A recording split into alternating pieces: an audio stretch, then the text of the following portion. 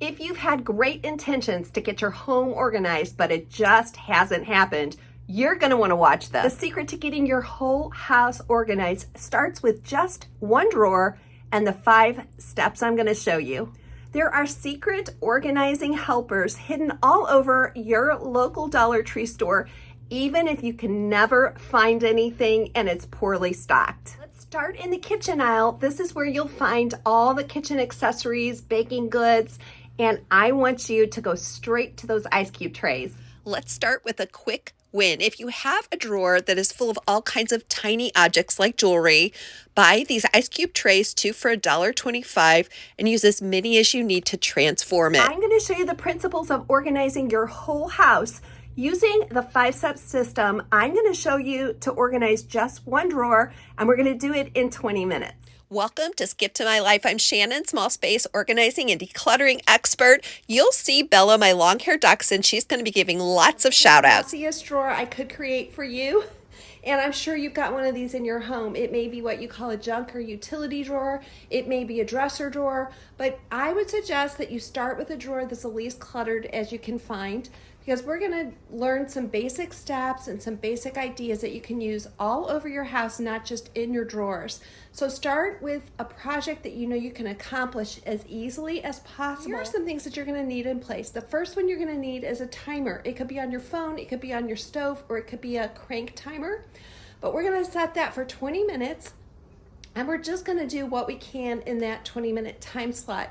I find that these types of projects can get overwhelming really quickly. So all we're going to do in our mind is work on this for 20 minutes, and then we can move on to something else. Now, you may get to the end of that 20 minutes and say, oh, I can finish this in just 10 minutes more, and that's fine. That's kind of the trick to this 20-minute timer. It gets you going, it fools your mind to thinking it's very doable, and then at the end of the project, you may have the energy to keep going. You're going to need is some kind of a sorter. Look for these 3-section trays, either in the party aisle or the seasonal aisle. Trays from Dollar Tree, and they have 3 compartments. You definitely do not have to use one of these. You can use a shoebox. You can use any kind of a container. It does not have to be fancy. But as we take things out of this drawer, we're going to be sorting them.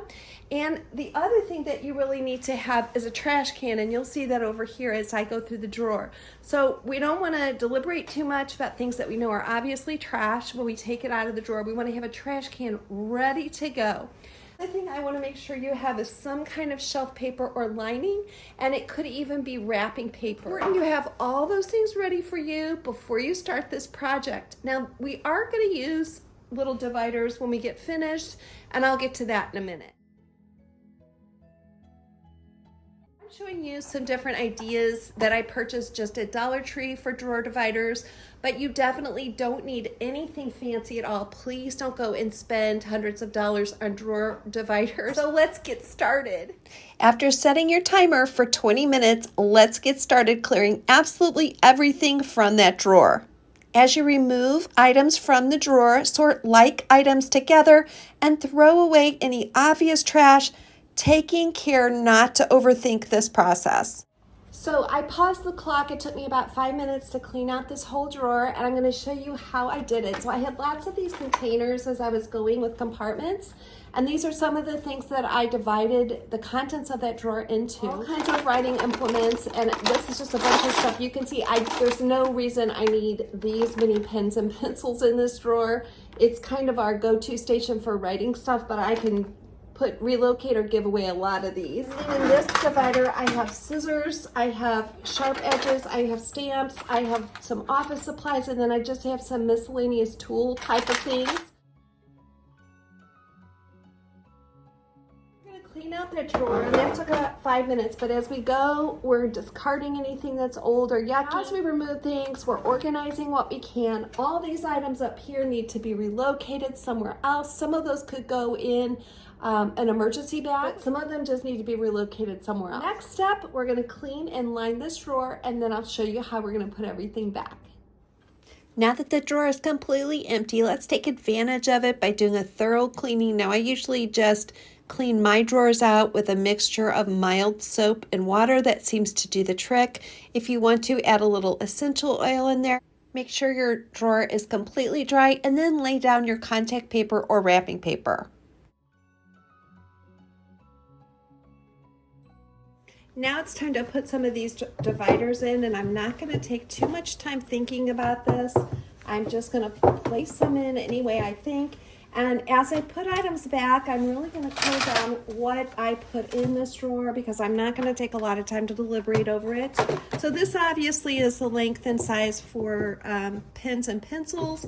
So I'm just going to say I'm going to take 4 pens and 4 pencils, and just pick a number, whatever number you think sounds good to you. Something under 10 probably, but once you decide on that number, just stick to it and say, okay, it's only going to be this many of these. I've got all these left in here, and I'm not going to worry about that right now. I'm just going to set those aside and say, we're going to take care of this in a minute. All these scissors, I'm not going to take the time to see what's sharp and what's not. I'm just going to take a look at them. This one looks like it's seen better days, so that's going to go in the trash.